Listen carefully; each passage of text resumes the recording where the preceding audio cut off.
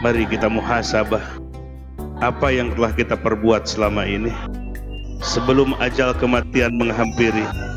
Karena ketika ajal kematian tiba, harta tidak ada manfaatnya, jabatan tiada manfaat, anak tidak ada gunanya.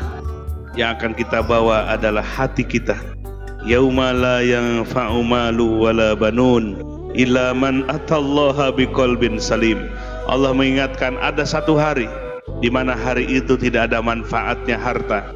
Ketika di dunia harta itu diperebutkan menjadi kebanggaan, dan di hari itu tidak ada manfaatnya anak laki-laki yang dibanggakan, kecuali orang yang datang kepada Allah membawa hati yang selamat. Hati yang akan kita bawa, bukan jabatan, bukan harta, hati yang akan kita bawa.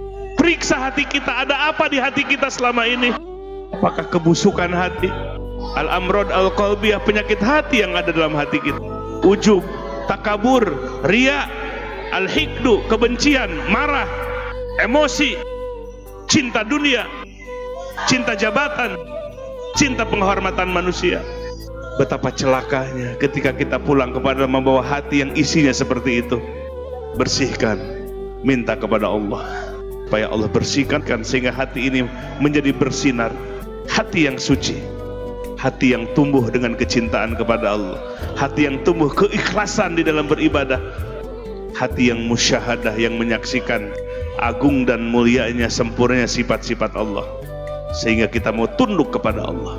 Sebelum kita mengucapkan kalimah thayyibah, kalimah yang dibacakan oleh seluruh para nabi, bersihkan hati kita dengan bertobat kepada Allah. Penuhi syarat tobat yang 4. Pertama, i'tiraf, pengakuan yang tulus dan dalam atas dosa-dosa kita di masa lalu.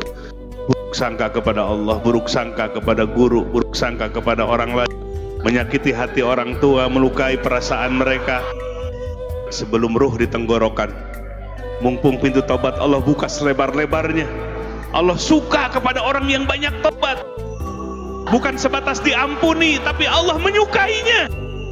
Perhatikan ayat Allah, innallaha yuhibbut tawwabin wa yuhibbul mutatahhirin.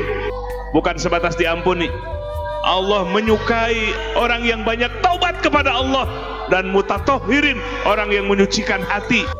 Semakin dibersihkan hati, semakin merasa banyak dosa, semakin dekat dengan Allah, semakin kelihatan aib-aib kita. Yang kedua, an-nadamah, nyesel, penyesalan yang dalam, tumbuh khauf, takut kepada Allah, tetesan air mata yang tidak bisa dibendung.